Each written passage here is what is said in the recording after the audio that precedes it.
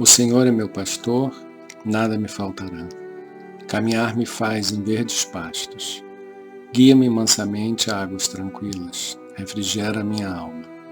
Guia-me pelas veredas da justiça por amor de seu nome. Ainda que eu caminhasse pelo vale das sombras da morte, eu não temeria mal algum, porque tu estás comigo. A tua vara e o teu cajado me consolam. Preparas uma mesa perante mim, na presença dos meus inimigos. Unges a minha cabeça com óleo, o meu cálice transborda. Certamente que a bondade e a misericórdia me seguirão todos os dias de minha vida. E eu habitarei na casa do Senhor por longos dias. O Senhor é meu pastor, nada me faltará.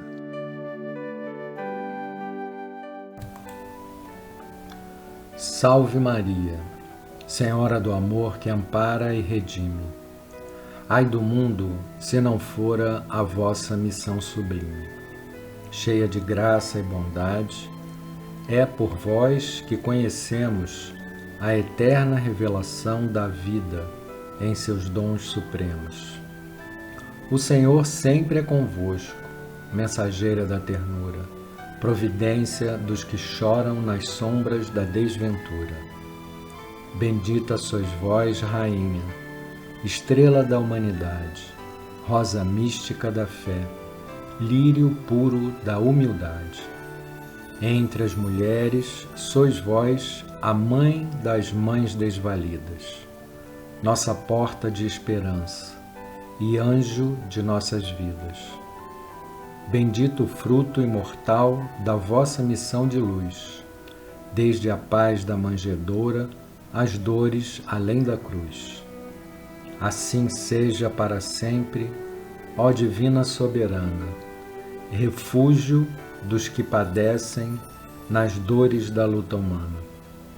Ave Maria, Senhora do amor que ampara e redime, ai do mundo, se não fora a vossa missão sublime. Ave Maria.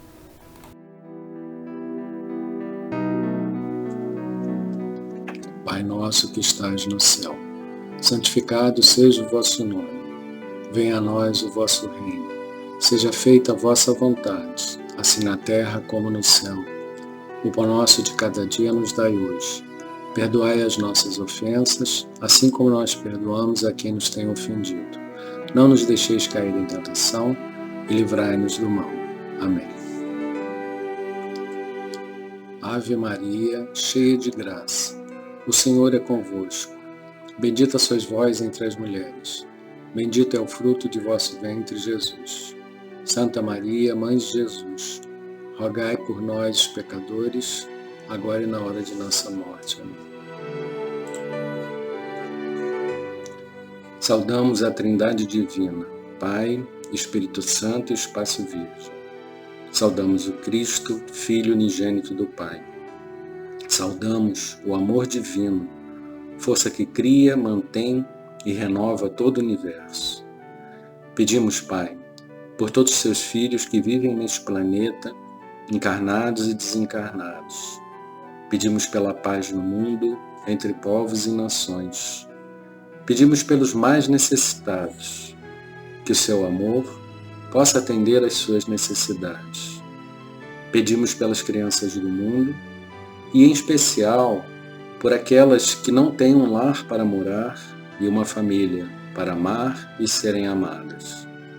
Pedimos por todos que ajudam a Creche Santa Clara e os programas sociais da CFA.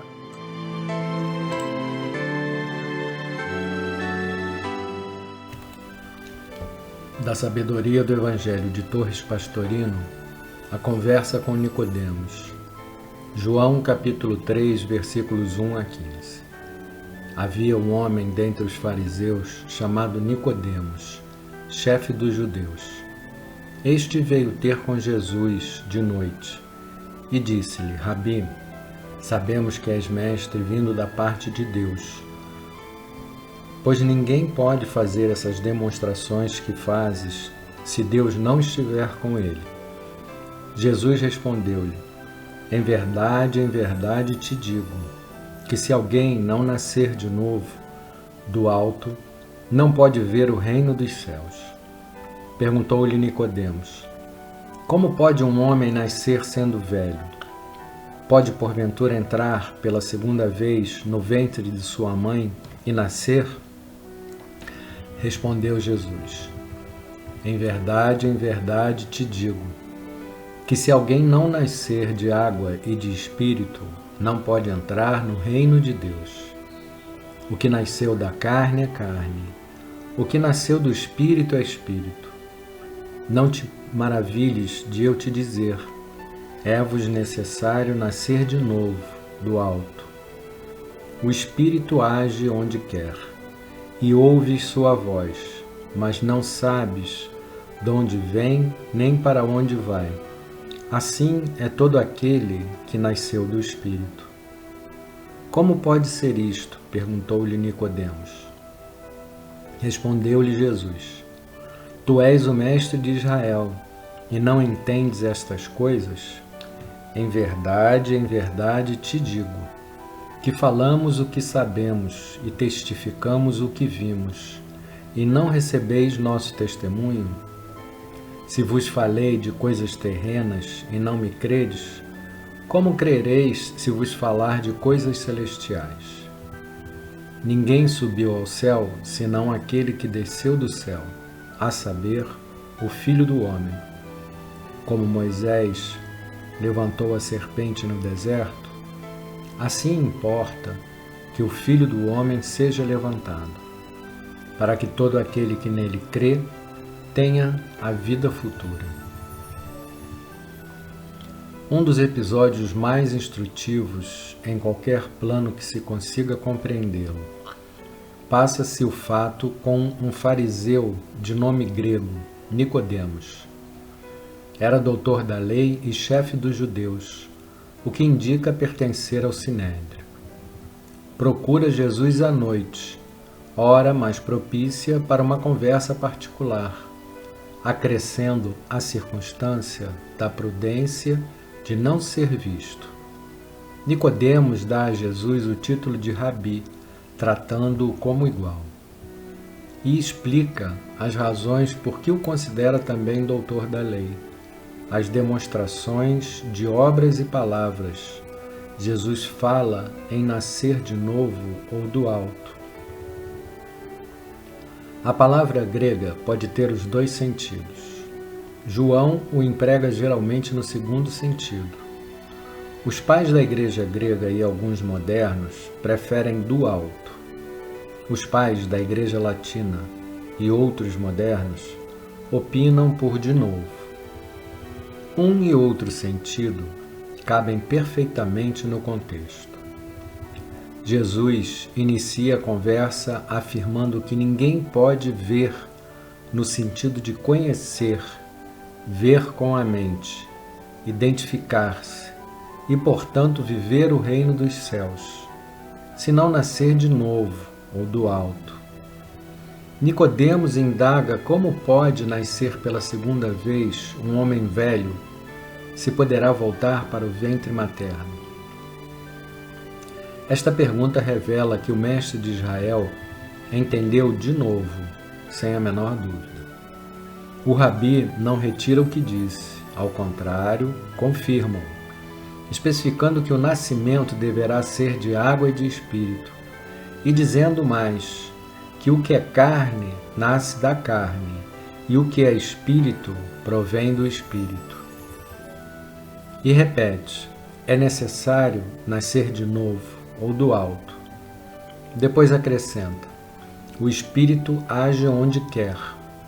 As traduções vulgares trazem o vento sopra onde quer. Ora, a palavra pneuma é repetida no original 5 vezes nos 4 versículos. Por que traduzir 4 vezes por espírito e 1 vez por vento? Estranho, mas há razões para isso. Veremos.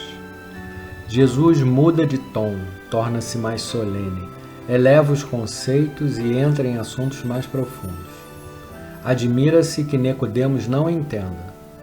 Salienta que entre os dois há uma diferença. Nicodemos é o doutor de Israel enquanto ele, Jesus, não havia feito os cursos oficiais. Salienta, então, que até aqui falou de coisas terrenas e não foi entendido. Que sucederá se falar das celestiais, espirituais? Depois cita a serpente de bronze, que foi elevada por Moisés, dizendo que o mesmo deverá acontecer ao Filho do Homem. No livro da Sabedoria de Salomão, essa serpente é citada como símbolo de salvação. Na interpretação aceita pelos espiritistas, como ensino da realidade fisiológica do que ocorre com as criaturas, a tradução é de novo, tal como a entendeu Nicodemos, que pergunta como pode o homem, depois de velho, entrar pela segunda vez no ventre materno. A essa indagação, longe de protestar que não era isso o que queria dizer, Jesus insiste e confirma suas palavras. É o que te disse, indispensável se torna que o homem nasça de água, isto é, materialmente, que o corpo denso, dado que o nascimento físico é feito através da bolsa d'água, do líquido amniótico, e de espírito, ou seja, que adquira nova personalidade no mundo terreno, em cada nova existência, a fim de progredir. Se Nicodemos entendeu à letra as palavras de Jesus, o Mestre as confirma à letra e reforça o seu ensino. Com efeito, o espírito, ao reentrar na vida física, pode ser considerado nova personagem que reinicia suas experiências, esquecido de todo o passado. Não é, portanto, nascer da água do batismo, nem do espírito, mas de água, por meio da água, e de espírito, pela reencarnação do espírito. Daí a explicação que se segue. O que nasce da carne é carne, isto é o corpo físico, com toda a hereditariedade física herdada dos pais. E o que nasce do espírito é espírito, ou seja, o espírito que reencarna provém da última encarnação, com toda a hereditariedade pessoal que traz do passado. E Jesus prossegue: por isso não te admires de eu te dizer, é-vos necessário nascer de novo. Observe-se a diferença de tratamento, dizer-te no singular e é-vos no plural, porque o renascimento é para todos, não apenas para Nicodemos. E mais, o Espírito sopra, isto é, age, reencarna, se manifesta aonde quer, e não sabes de onde veio, ou seja, sua última encarnação, nem sabe para onde vai, qual será a próxima. As palavras de Jesus foram de molde a embaraçar Nicodemos, que indaga: como pode ser isso? E Jesus: tu que és mestres de Israel, te perturbas com estas coisas terrenas? Que te não acontecerá então se te falar das coisas celestiais, espirituais? Logicamente, Jesus não podia esperar que Nicodemos entendesse as outras interpretações mais profundas desse ensinamento, como dificilmente poderia ter querido ensinar o rito do batismo, que não havia ainda sido instituído nem ordenado por ele, a essa época, quando só havia o batismo de João. Depois exemplifica: como Moisés ergueu a serpente no deserto, assim o Filho do Homem será erguido na terra. Paulo interpreta assim esse ensinamento de Jesus. Mas quando apareceu a bondade de Deus, nosso Salvador, e o seu amor para com os homens, não por obras de justiça que tivessem feito, mas segundo sua misericórdia, nos salvou pelo lavatório da reencarnação e pelo renascimento de um Espírito Santo. As palavras utilizadas são bastante claras e insofismáveis. Lavatório, lavar com água, de reencarnação, que é o termo técnico da reencarnação entre os gregos, pelo renascimento, isto é, um novo nascimento. Paulo, pois, diz que Deus nos salvou não porque o tivéssemos merecido, mas por sua misericórdia, servindo-se da reencarnação, a qual é um lavatório de água e um renascimento de espírito. Estudemos algumas palavras. Nicodemos significa vencedor do povo e exprime alguém que já nasceu e venceu a inércia da massa popular por seus conhecimentos das Escrituras.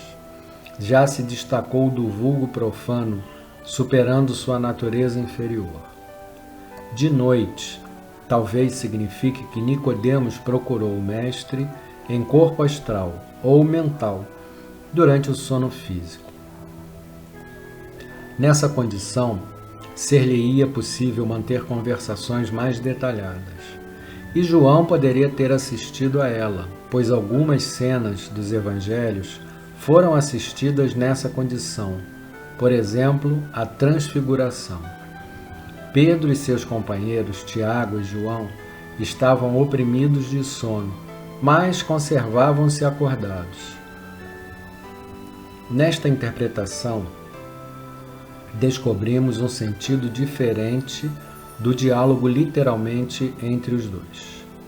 O rabi e o doutor da lei, o mestre espiritual e o mestre intelectual. Antes de qualquer pergunta, Jesus dá a frase-chave do novo ensinamento que vai ministrar. É necessário nascer de novo para ver o reino dos céus. Nicodemos entende que Jesus lhe fala da reencarnação, fato já conhecido por ele, pois sendo fariseu, aceitava normalmente a reencarnação e não podia de modo algum estranhar o fato nem ignorar sua realidade. Para confirmar essa assertiva, leia-se apenas esse trecho de Flávio Joséfo. Ensina aos fariseus que as almas são imortais e que as almas dos justos passam, depois desta vida, a outros corpos. Como, pois, Nicodemos podia ignorar essa doutrina, a ponto de admirar-se tanto e fazer uma objeção pueril? Compreendamos sua frase, quando pergunta a Jesus como poderá bastar um homem renascer depois de velho. Acaso poderá bastar que ele entre pela segunda vez no ventre materno, para só com isso ver o reino dos céus? Jesus então reafirma sua tese, mas ampliando-a, elevando-a de nível, tornando-a universal. Não é do nascimento físico na matéria que ele fala. Não é do microcosmo, é do macrocosmo de que falara em Mateus. Em verdade vos digo que vós, que me seguistes, quando na reencarnação o Filho do Homem se assentar no trono de sua glória, sentar-vos-eis também em 12 tronos, para julgardes as 12 tribos de Israel. Trata-se aqui da reencarnação ou renascimento do planeta. Explica então, o que nasce da carne, é matéria corruptível, mas o que nasce da individualidade é o Espírito eterno que não necessitará mais da carne para progredir. Só nasce da carne o que está sujeito às leis do karma, individual, grupal, coletivo ou planetário. Esse ainda é carne, ainda terá que nascer da água, porque está preso à baixa densidade. Mas o que nasce na individualidade se liberta, ascende a outros planos. O ensinamento foi desenvolvido por Paulo na Epístola 1 aos Coríntios, quando compara o homem terreno, psíquico, simbolizado em Adão, com a alma vivente que vive. Ao passo que o segundo Adão, Cristo, e portanto a individualidade, o Filho do Homem, é o Espírito vivificante que dá a vida. Passou então do estado humano ao espiritual. Deixou de ser nascido de carne para tornar-se nascido na individualidade. E Paulo prossegue: o primeiro é da terra, nascido da carne. O segundo é do céu, nascido na individualidade. E isto por quê? Prossegue ele: a carne e o sangue não podem herdar o reino dos céus. Jesus falara das coisas terrenas e Nicodemos não o percebia bem. Como adiantar-se mais? Como explicar-lhe que o espírito prossegue na evolução até chegar a ser o resultado do homem, o produto da humanidade ou filho do homem, como já era o caso de Jesus? Ele fala do que viu, porque estava no céu, no reino espiritual, e de lá desceu. Os apocalipses ou revelações dos judeus narram histórias de santos varões que haviam subido a mundos mentais conscientemente. Esses homens eram denominados serpentes. Nesse sentido é que Moisés elevou a serpente no deserto. De fato, a serpente simboliza a inteligência racional ou o intelecto, mas quando a serpente é elevada verticalmente, significa mente espiritual. Sua elevação se dá na cruz da matéria, horizontal sobre vertical. E só depois de elevada na cruz, pode essa serpente conquistar o reino dos céus. Todos os que acreditarem nele, que cumprirem seus ensinos, conseguirão a vida futura, isto é, a vida espiritual superior. Então, para vermos ou vivermos o reino dos céus, o reino divino, temos que nascer de novo como filhos de Deus.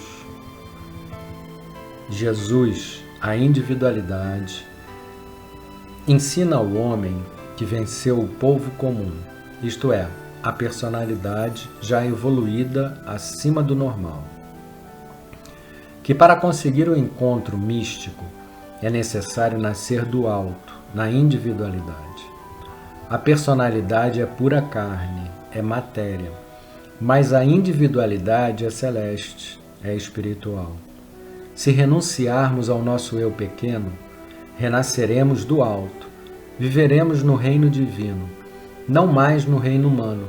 Seremos filhos do homem e, além disso, filhos de Deus. Nesse ponto, estaremos, embora crucificados na carne, unidos à divindade, num esponsalício místico, perdidos em Deus, como a gota no oceano. Seremos um com o todo, porque eu e o Pai somos um. Para consegui-lo, é preciso ter sido suspenso na cruz, como a serpente de Moisés. É indispensável passar por todas as crucificações da terra, por todas as iniciações duras e difíceis, dando testemunho da fé em Cristo, ao viver seus ensinamentos. Este trecho do Evangelho descreve o encontro que Nicodemos teve com Jesus. Jesus começa ensinando que é necessário que qualquer pessoa renasça de água e espírito para evoluir e entrar no reino dos céus. Sim, de fato, a reencarnação provém da misericórdia divina que permite que possamos continuar nossa evolução à medida que esquecemos do que aconteceu nas vidas passadas, obtendo então nova oportunidade para praticarmos ações corretas que irão nos conduzir em nossa ascensão espiritual. Da mesma forma que um estudante, quando é reprovado e não passa de ano, tem a oportunidade de repetir o ano letivo para aprender o que não conseguiu no ano anterior. O reino dos céus não é um local físico nas nuvens. É um local espiritual, de elevado padrão vibracional, onde tudo é belo e justo, e onde seres que já atingiram um alto nível de evolução e, por consequência, estão na mesma frequência vibratória deste plano, reúnem-se em harmonia. Mas o renascimento também significa que precisamos abrir a nossa mente e aceitar as verdades que Jesus trouxe para nos ensinar. É necessário que nos desapeguemos do homem velho, nosso comportamento egoísta e nossa errada valorização pelas sensações e emoções escravizantes, e deixemos que o homem novo nasça.